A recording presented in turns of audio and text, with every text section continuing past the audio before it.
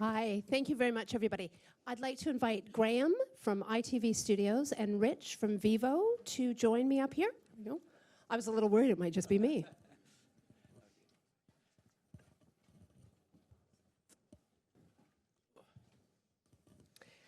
So we're here to talk about life in the fast lane and what 2023 looks like to us going forward. We're a few years into the fast evolution, and the spotlight is shining bright, as you can feel right now. Free ad-supported streaming TV fast has captured the imagination of the entertainment industry, firmly establishing itself as a disruptor in the online streaming market. So joining me here to talk a little bit about this, we've got Graham Haigh from ITV Studios and Richard Brant from Vevo. If you gentlemen would like to introduce yourselves to our audience, tell us a little bit about yourselves.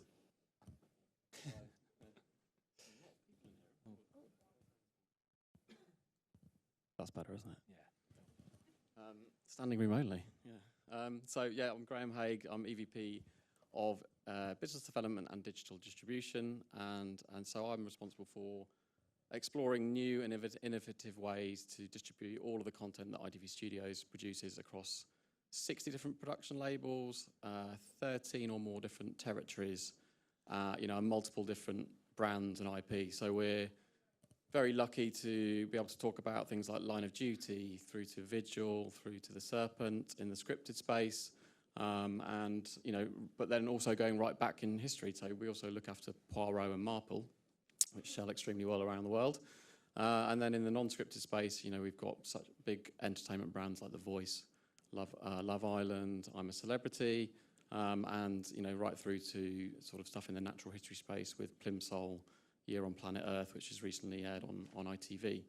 We're sort of, I'm a bit of a brand guardian for some of those brands and responsible really to allowing them to reach their fans and audiences around the world, but in new ways. So, whether that's through fast channels or more direct-to-consumer opportunities, and always welcome, for new ideas around that space. So if you have any, then approach me afterwards. I'm Rich Brant, Director of Advanced TV, UK and International at Vevo.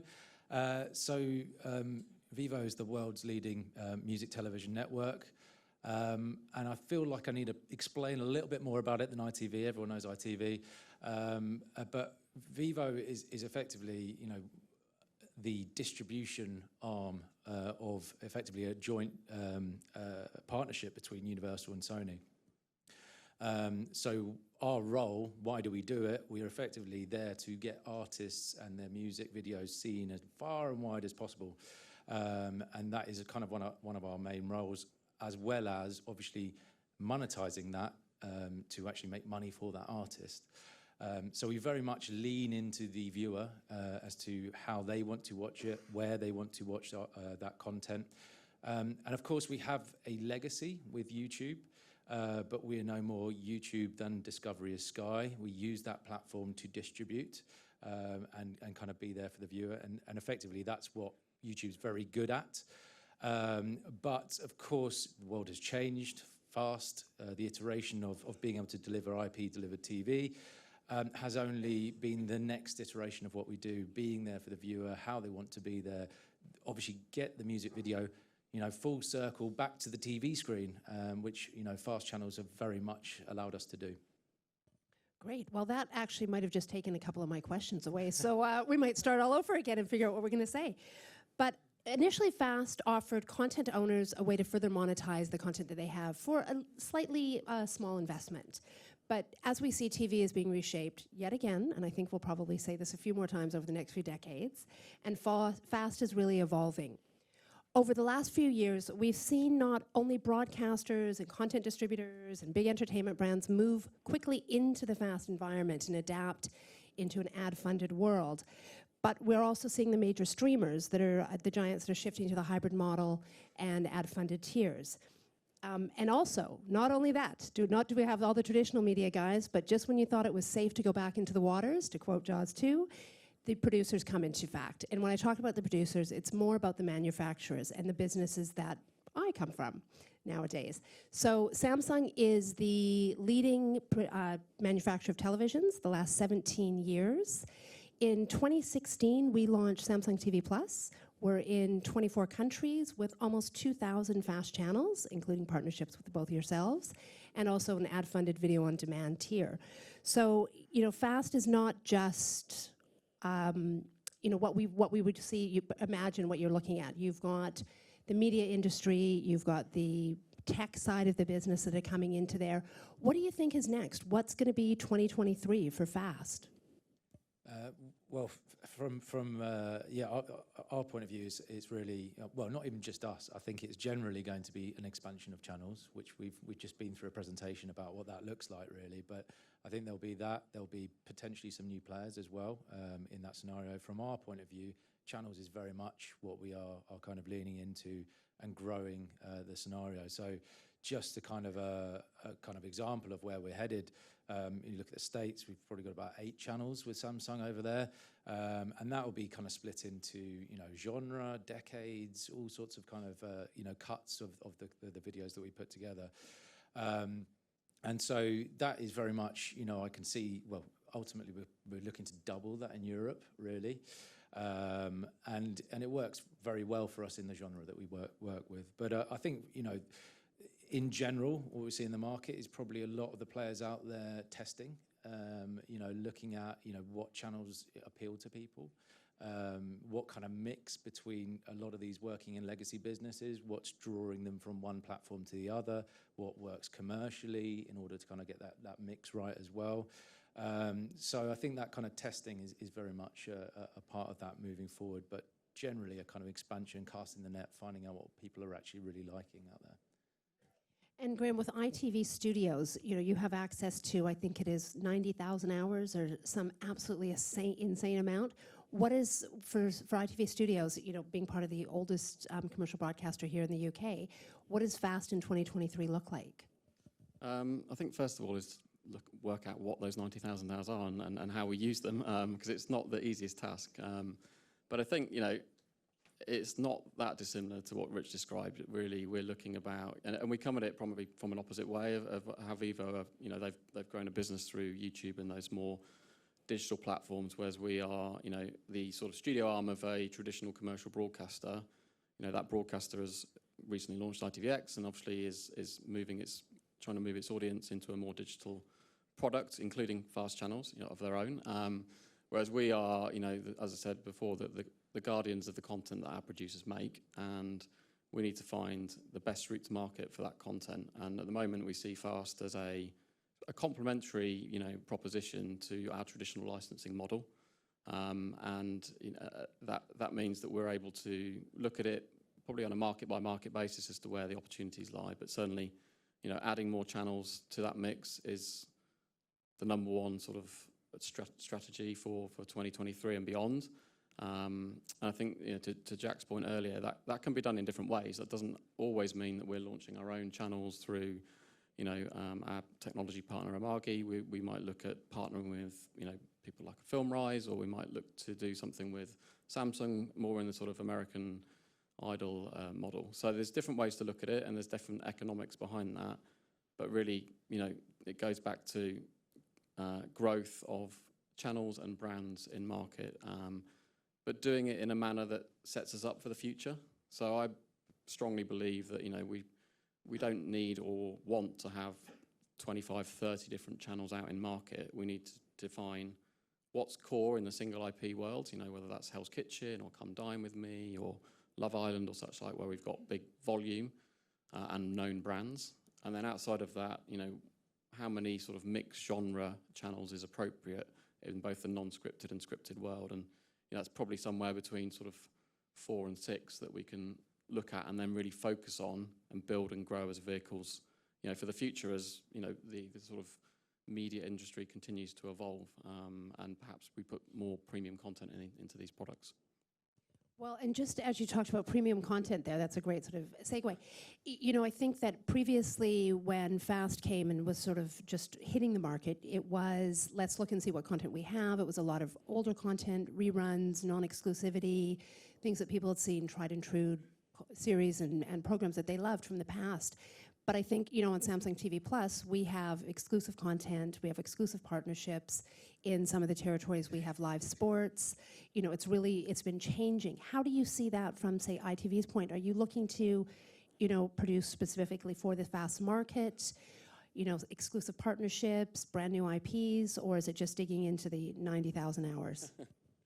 I think it's all of that, to dodge the question slightly. But you know, I think if I'm looking at it from our producer's point of view, then they see this as an opportunity. So I don't know, if you take something like Come Dine With Me, then one would hope there is a world where we have a fast channel, which we have live in the US, for example, and that we can speak to a Samsung or a Roku or such like about, you know, is there an opportunity to commission the US version of that show? Because we know there's an audience because we can see it, or, you know, sort of through the data. So it is looking at right at the top of that funnel, you know, with our sort of 60-odd production labels, and then sort of, you know, stepping down through the different rungs. So yes, there's definitely a world where we can want and will have conversations about, you know, exclusivity.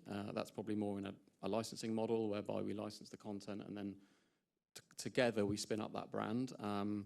But equally, you know, right sort of more down the sort of library second window world, then that's at the moment where we're sort of playing, you know, with some of our big volume brands. But as I said, we want to set up a set of vehicles where we can have some flexibility there, and, you know, dial it up or down. And obviously it's also quite market dependent as well. You know, those sort of commissioning type conversations realistically are US specific at the moment, I think. You know, hopefully UK, Germany will, you know, get to that position quite quickly. But whereas, yeah, I think in Europe it is more, maybe there's some opportunities for, you know, some premium exclusivity around Windows or such like. But it feels like in Europe it is more in that library space at the moment.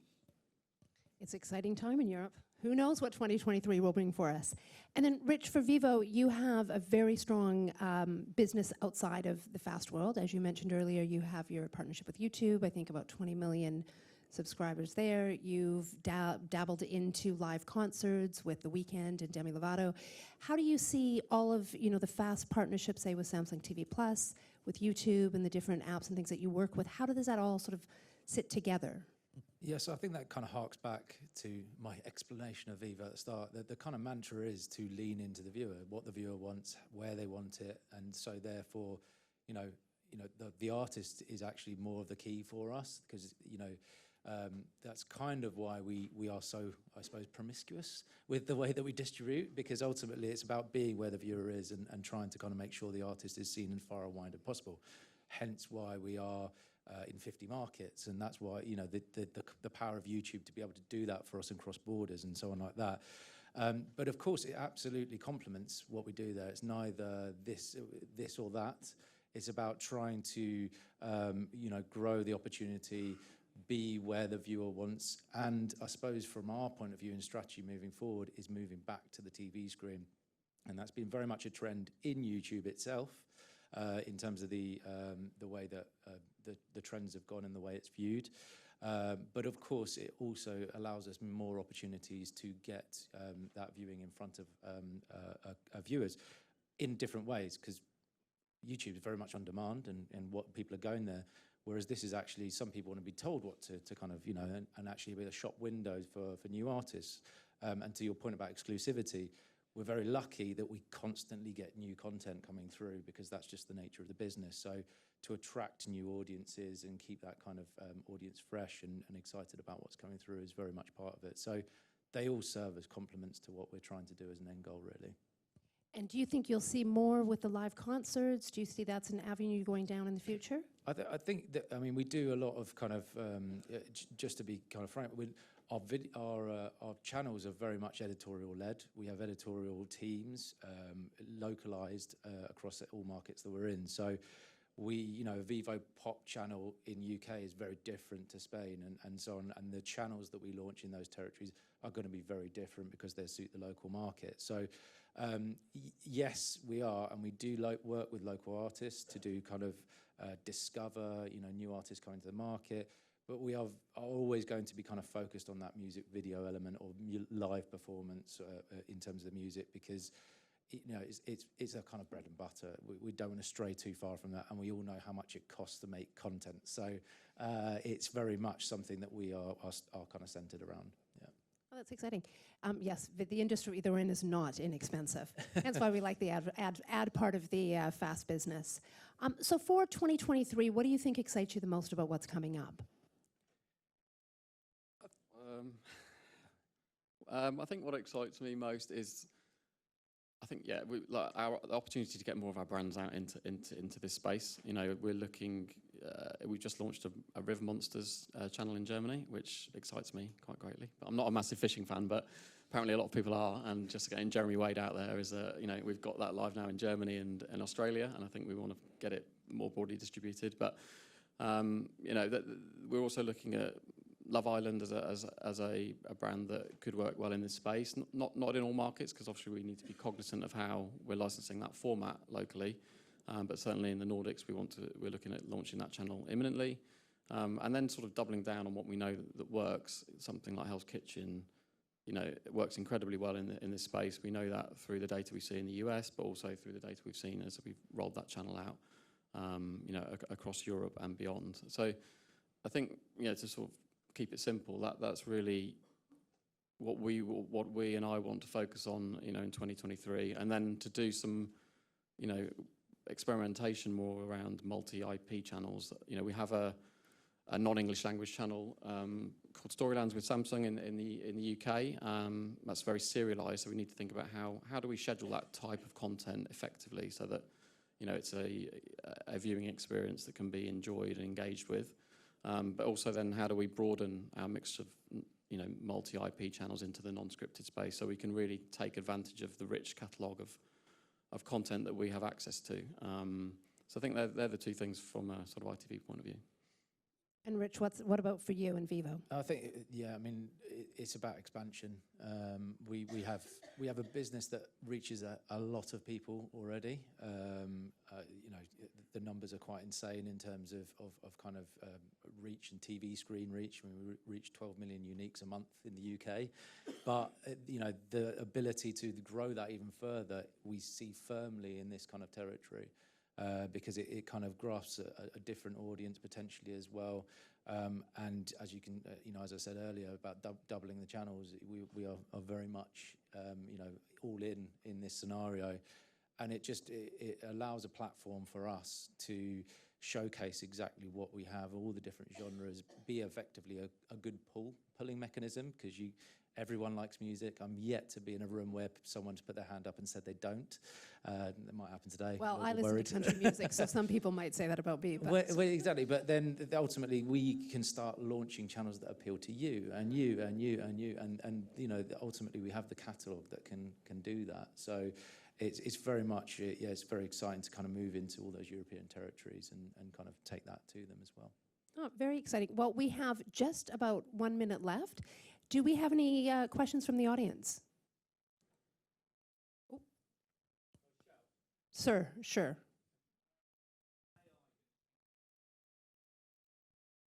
Ooh, how is AI going to change your business in 2023? It's specific to FAST or in general? Oh, blimey. I'm not going to go in general. I could be here all day.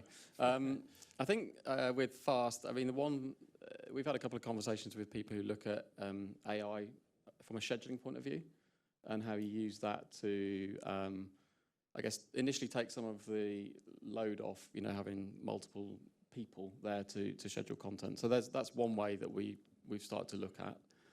I think more broadly, it's tricky to say. I think we're using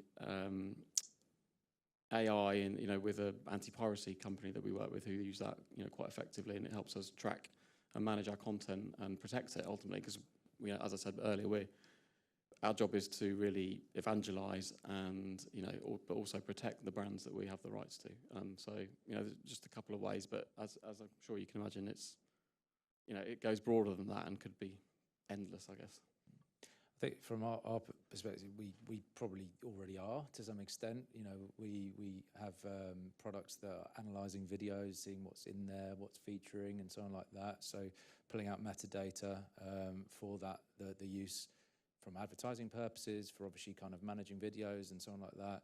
There could be a point in the future where, of course, we do go down potential, login routes at some point, and it's not happening now or anytime soon, because obviously we have a big YouTube business. But there could be a scenario where obviously we want to use AI to start doing some predictive videos for the kind of usage of the on-demand elements of our apps and so on like that. So there's lots of uses, particularly from an advertising as well as a scheduling point of view. But I think we're also quite proud of the fact that we do have an oversight, human oversight of our editorial too, because it's we have to be kind of specific and attract audiences based on local knowledge as well. Great. Well, before we get thrown off the stage, I'd like to say thank you very much for joining us here, and I hope everybody enjoyed the session and have a great rest of the day. Thank you.